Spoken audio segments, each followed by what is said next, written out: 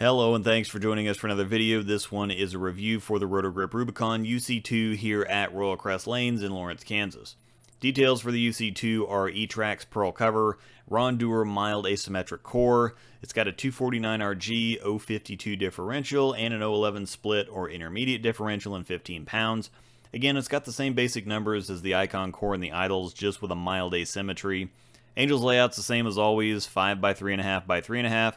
And the Reader's Digest version is that the UC2 is exactly what you'd expect a Pearl Rubicon to be. The roll and shape's very familiar, just the pearlized cover and shine help it get further down the lane and create more shape or be sharper when it hits friction. It's 3-ish boards weaker than the original Rubicon when thrown the same way on the same line, and with the Rubicon actually being E-Trax S20, which is a stronger version of the formula than the refined and rebalanced E-Trax debuted on the Idol Synergy in hybrid form, and featured on the UC2 in Pearl form, there's enough of a strength difference to get these two a bit of extra separation. With the shapes being so similar, using E-Trax P20 rather than the newly adjusted E-Trax Pearl would have almost made the UC2 feel like a lane shine Rubicon. A 3-board difference generally means 3 boards with your feet, which is quite a big difference on the lane despite not sounding like much. The UC2 covers a lot of ground down lane, but gets quite a bit further down the lane than the Rubicon. Angel actually likes this one more than the original. She liked the original, but it's too strong all around for her to ever use it. The UC2 gives her slower speed and medium rev rate a more usable reaction. On the other side, same experience. I drilled mine 5x3.5 by 2.5, which isn't the layout I wanted to use, but it's the layout that's on my Rubicon, so for comparison purposes, I stuck with it. I noted in my report card for the Rubicon that the Rondur core wants to be a little straighter off the end of the pattern, but to clarify, it's not like it tries to straighten out, it just rolls in the direction of the rotation. Both the Rubicon and the UC2, as you can see, are quite continuous when you want them to be, but with as strong as the Rubicon is across the board, getting it through the pins right on most of my regular league shots without dumping it or getting way too deep is just more difficult than it needs to be. It's a much better option for heavier volumes for me. I think you've obviously seen by now that the story is fairly similar with the UC2.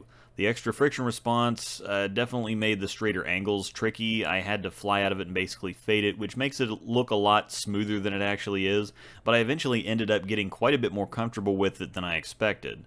Once I got into third arrow and beyond, the easy length and angle helped the ball breeze down the lane and finish without me having to get too close to the friction on the outside. I'll put on the big wheels towards the end of the video. I was able to comfortably roll the ball and execute and get virtually as far inside as I wanted to. As I add in the comparison footage of the Rubicon, you can see how much I had to lay out of it to get it to the pocket as well. My UC2 is a little closer than the Rubicon than it was for Angel, but when you get on more volume, the difference in traction will be a lot more visible. It still looks good, of course, but there's just easier ways to get the job done for me. Now, if the Rubicon's a daily driver for you, I think this is pretty obviously the perfect complement. Ultimately, the twist here is that I already have easier ways to get the job done at League than with the UC2 also. The friction response really punishes misses outside, and adding angle on the left side unnecessarily just isn't a great idea.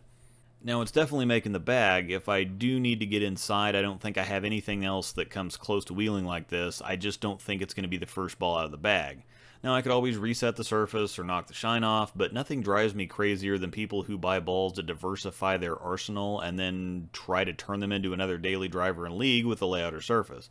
Sometimes the factory shine creates too much over-under and needs to be broken or rebuilt, but in the case of the UC2, I think it's pretty evident I need to leave it alone, let it be what it is, and use it the right way. Novel concept, I know. As far as ratings go, I'm giving it a 7 for hook, a 7 for length, and it nearly maxes out the back-end chart at a 9. It's closest to the Phase 3 on hook potential, the Astro on length, and the Nuclear Cell in back-end strength. The Rubicon UC2 releases on January 29th and will be available at your local pro shop. Select the next comparison you'd like to see from the links on the screen or scroll down to the description to find links to other choices. Thanks for watching, and may the strikes be with you.